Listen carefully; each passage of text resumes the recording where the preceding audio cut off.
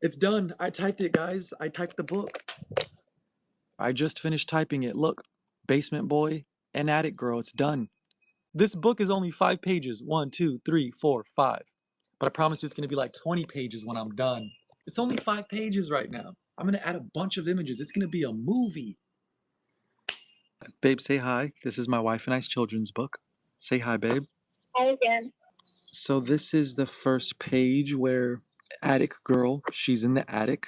She finds an opal in the nest, and then she falls down through the floor. At the same time, Basement Boy finds this stone.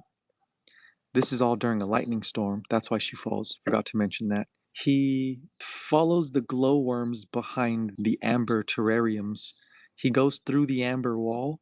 He spirals around this Buddha, but he's looking outwards, not inward. He doesn't see the Buddha. So Attic Girl gets caught by a net, a dream catcher. And they don't realize that this is based on what actually happened to me falling through the attic before the lockdown, and that we have the original drawings. That's right, babe.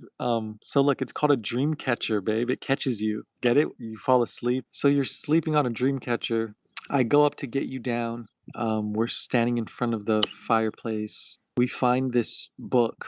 We read it and it tells us how to use the elevator. We go down the elevator, which is a fireplace, go back to my room, and Luna knows how to talk to the animals, and she asks it for the key, and it gives her the key. She's looking inwards. This is like a cylinder. So he's looking at the symbols on the wall. She's looking through the amber, the hardened tree sap, and she can see the Buddha. And then he starts getting tattoos on his body. She starts being able to see with her eyes. They remove some of the crystals from the rock climbing wall, and then light shines through on the center of this floor, which turns into a lotus, and then it eventually grows up into a tree. They pick up all the crystals, and they go up to back to her room where she fell from. She finds this golden monocle that she can look through. And then they go up to the very top of the attic where the lotus went up to, and they find this Buddha statue. So now he has a Buddha statue and she has that monocle piece of glass. And when she looks through it, she can actually see through the waterfall, and she can see the ginormous Buddha statue inside the mountain. And that's part 1. So then we go to part 2, and he's older now. He still has his Buddha statue. The government comes and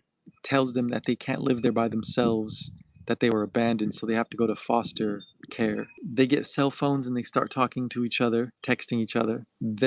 Everyone around the world is having the same dream about this giant Buddha statue. They don't know what it means. They just know that they all have the same dream.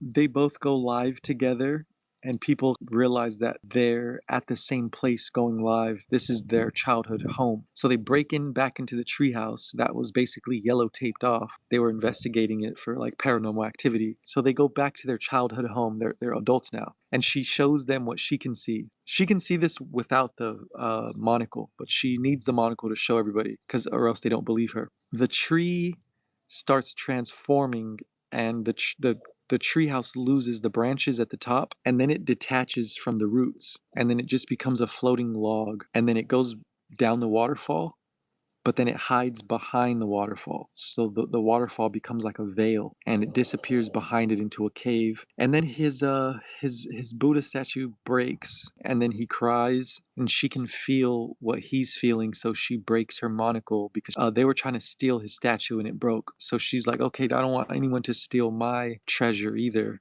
or her object that she needs. She doesn't need it anymore. So then they're like, okay, we just need each other. We don't actually need the objects. We have the power within us the whole time. So their next mission is to take this cylinder right here to Antarctica.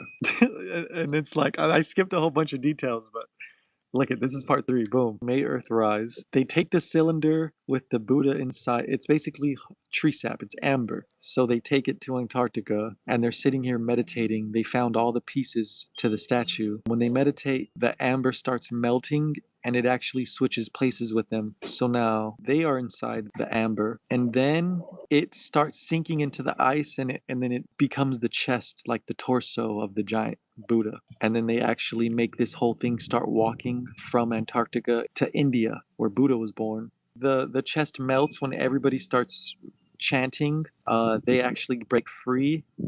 And now instead of him having tattoos and her having the vision, they both have tattoos and they both have vision, but they separate. And then this is the waterfall, and they go back to the waterfall, and there's a bridge now that's splitting the waterfall like a veil from top to bottom, and there's a treehouse behind the waterfall. And isn't that cool? Yeah, it's beautiful. It says now entering the treehouse of harmony. It's so awesome.